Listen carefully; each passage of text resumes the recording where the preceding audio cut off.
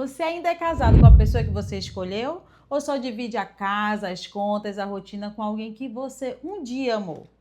Porque tem casal que dorme na mesma cama, mas não divide o coração.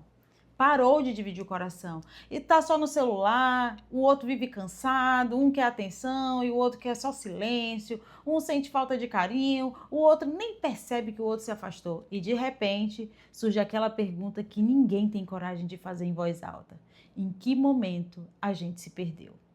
Talvez vocês não tentem reanimar nada e não tenham deixado de se amar, mas tenham parado de se enxergar. Hoje nós vamos falar sobre intimidade. Não apenas sobre intimidade física, mas nós vamos falar sobre presença, conexão, cuidado, aquele sentimento do início, sabe? Sobre voltar a enxergar a pessoa que Deus colocou aí ao seu lado. Mesa e café.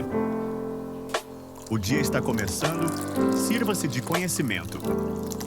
Inspiração para evoluir, clareza para seu caminho, sabedoria para decidir. Com Luciana Freire.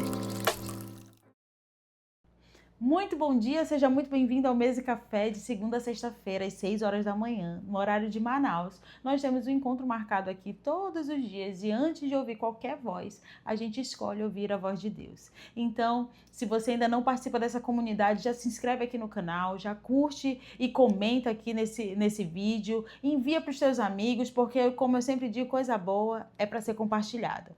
Vamos à palavra, hoje o café é express, hoje o negócio é rápido, que a gente está em semana de congresso. A intimidade, ela não desaparece de uma hora para outra. Ela vai se perdendo aos poucos, isso a gente precisa lembrar. Sabe, na conversa que nunca acontece, aquele elogio que depois de ser feito, já esqueceu, naquele abraço que é muito raro hoje em dia, naquele excesso de celular, sabe? No cansaço, na rotina, às vezes você nem beija mais o seu marido. Sabe, na forma seca de você responder todos os dias, responde para todo mundo muito bem, mas para o seu cônjuge você responde atravessado. Até que duas pessoas que eram extremamente apaixonadas se tornam só sócios de dentro de casa.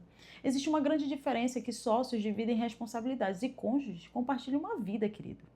Tem casamento funcionando como uma empresa. Tem agenda, tem logística, contas a pagar, tem tarefa para ser cumprida, falta de ternura ao extremo.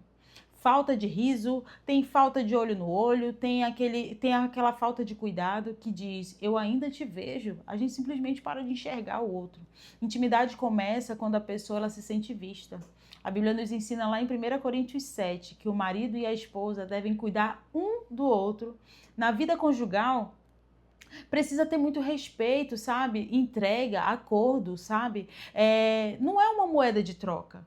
Não é uma obrigação fria, não é um instrumento de punição. Nossa, casou comigo, tem que me servir. Não é isso. Mas é como um cuidado mútuo, porque muitos casais perderam a intimidade, porque antes de perderem o toque, eles perderam para a grosseria, para o silêncio, para a falta de admiração. Perderam quando o casamento passou a receber só o resto da energia. O trabalho recebe sempre o melhor. As pessoas lá de fora recebem o melhor, mas dentro da nossa casa a gente entrega as migalhas, como meu marido sempre fala. Nós precisamos vigiar com relação a isso. Os nossos filhos, às vezes, nem recebem a nossa atenção, mas o filho dos outros lá do Ministério Infantil, o Ministério recebe a nossa melhor parte, o nosso pastor, a nossa empresa, a casa recebe o melhor, mas e o casamento? O que ele recebe? Ele recebe o que sobra? Aquilo que você recebe de sobra vai enfraquecendo. Em Cantares 2,15 fala sobre as pequenas raposas que estragam as vinhas. Não são os grandes leões, não são, mas são as pequenas raposas, as pequenas coisas que parecem inofensivas, que ninguém vai perceber, são essas que estão destruindo a minha e a sua casa. É o excesso de celular, a comparação, a grosseria disfarçada de brincadeira. E começa a rir. Isso não é engraçado. A falta do tempo a sós, sabe?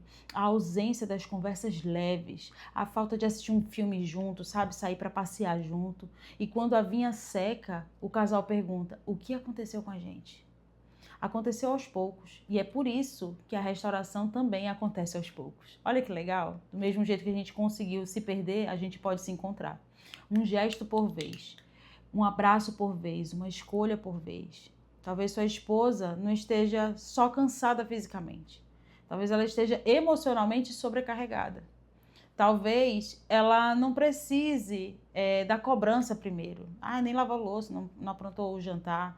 Talvez ela precise de presença, se sentir que ela está sendo vista e que ela não está sozinha. Talvez o seu marido também esteja muito cansado, sabia? Carregando uma pressão que ele às vezes nem consegue te contar. Medo de não dar conta, medo das responsabilidades, cobrança que ele não consegue explicar. E como não sabe falar, ele fica fechado, ele silencia.